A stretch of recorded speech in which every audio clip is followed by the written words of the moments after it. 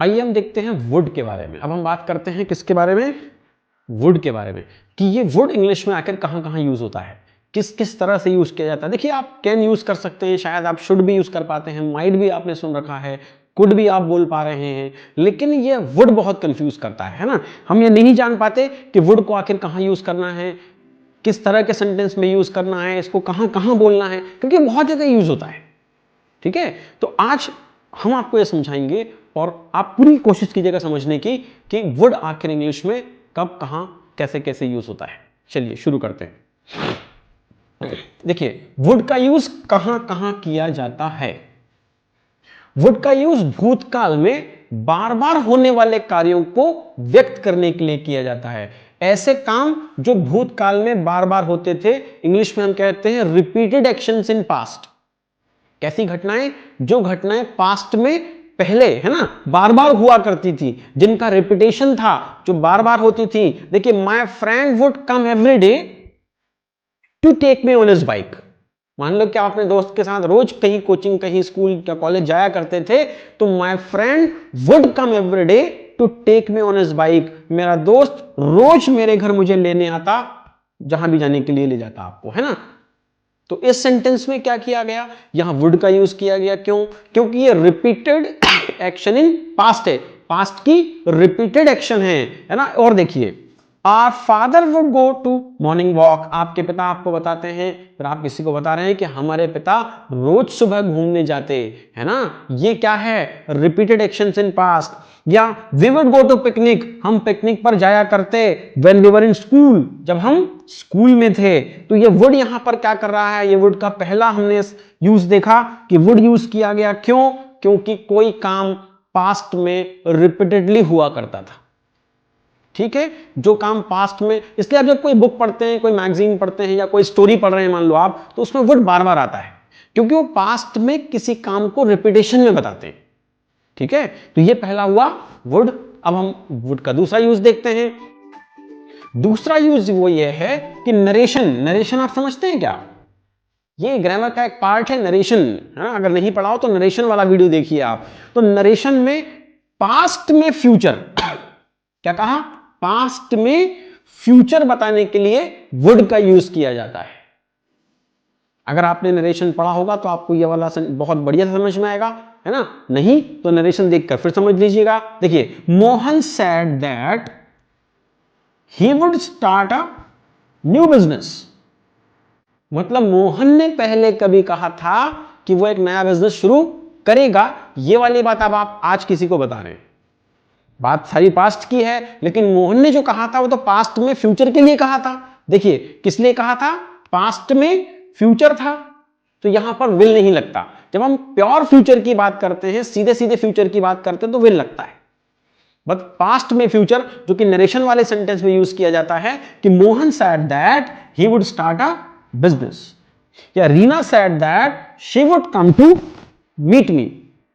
मतलब रीना ने पहले कभी कहा था कि she would come to meet me, है ना, कि वो हमसे मिलने आएगी। तो Reena said that she would come to meet, ये पास्ट में फ्यूचर है, ये नरेशन वाला मामला है, यहां पर भी वुड का यूज किया जाता है।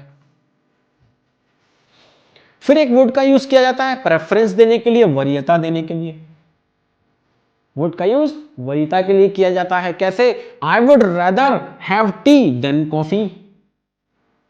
यहां हम कंपैरिजन कर रहे हैं टी और कॉफी के बीच, तो हमने क्या किया, देन लगाया। So I would rather have tea, मैं चाय लेना ज्यादा पसंद करूंगा बजाय कॉफी के। तो यहां क्या किया, प्रेफरेंस माने वरीयता के बारे में बात की गई, किसी चीज को ज्यादा वरीयता दी गई।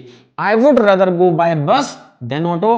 बोले ऑटो में बहुत पैसा लग जाता है, तो I would rather go by bus than auto. I would rather call you than meet. मतलब मैं आपको कॉल करने के बजाय मिलना ज्यादा पसंद करूंगा। और I would rather sleep at home than go out. मैं घर पर रहना ज्यादा पसंद करूंगा बजाय बाहर कहीं जाने के। ठीक है, तो यहां वुड ने क्या किया, प्रेफरेंस देने का काम किया। ठीक, अब पोलाइट रिक्वेस्ट के लिए भी हमने देखा था कि हम वुड को यूज करते हैं। Would you please lend me your pen, क्या आप अपना पेन मुझे देंगे, है ना। Would you please advise me, क्या आप मुझे एडवाइस देंगे। Would you please do it for me, क्या आप मेरे लिए काम कर देंगे, या would you like to have something, क्या आप कुछ लेना चाहेंगे। ये एक प्रकार की बहुत पोलाइट रिक्वेस्ट है जिसके लिए भी हम वुड का यूज करते हैं। और हम वुड का यूज करते हैं टाइप 2 कंडीशनल्स में। कैसे? जहां पर यहां क्या होता है, सेकंड फॉर्म होता है, और जो अगला सेंटेंस होता है उसमें वुड का यूज होता है। इफ ही रेन फास्ट, यदि वो तेज दौड़ा तो he would catch the train, तो वो ट्रेन पकड़ लेगा, है ना। अगला सेंटेंस है इफ आई वर यू, यदि मैं आपकी जगह हुआ, I would not accept the proposal, तो यहां भी वुड लगता है। अगर आपने हमारा कंडीशनल वाला वीडियो देखा हुआ है तो आपको ये समझ में आ जाएगा। एक टाइप 3 कंडीशनल में भी हम वुड का यूज करते हैं। इसमें पहले हैड और थर्ड फॉर्म होता है और अगले सेंटेंस में वुड हैव और थर्ड फॉर्म यूज किया जाता है। इफ यू हैड डन, यदि आपने किया होता, एज आई टोल्ड यू, जैसा मैंने आपसे कहा, यू वुड हैव सक्सीड, तो आप सफल हो गए होते। वुड हैव सक्सीड, यहां पर वुड हैव का यूज किया जाता है। If you had invited him, यदि आपने उसे बुलाया होता, he would have come, तो वो आ गया होता। एक वुड का यूज और बचा हुआ है वो है आई वुड लाइक टू। हमने ऊपर देखा था ये विश के लिए, इच्छा बताने के लिए, है ना, कि I would like to say something, I would like to go somewhere, I would like to eat, वहां भी वुड का यूज किया जाता है। तो ये 4-5-6 जगह हमने देखी जहां वुड यूज होता है। सबसे पहला कहां था? रिपीटेड एक्शंस इन पास्ट, कैसी घटनाएं जो पास्ट में बार बार घटती थी उनके लिए हमने वुड का यूज किया। उसके बाद हमने देखा नरेशंस में, नरेशन में क्या हुआ, पास्ट इन फ्यूचर, है ना, मतलब जो फ्यूचर था वो कहां, पास्ट में था, उसके बारे में बात की। उसके बाद हमने फिर देखा कि वुड जो है वो प्रेफरेंस भी बताने के काम आता है, I would rather have tea than coffee. उसके बाद हमने ये देखा कि वुड हमने कहां देखा, very good very good, wish के लिए भी देखा कि I would like to say something.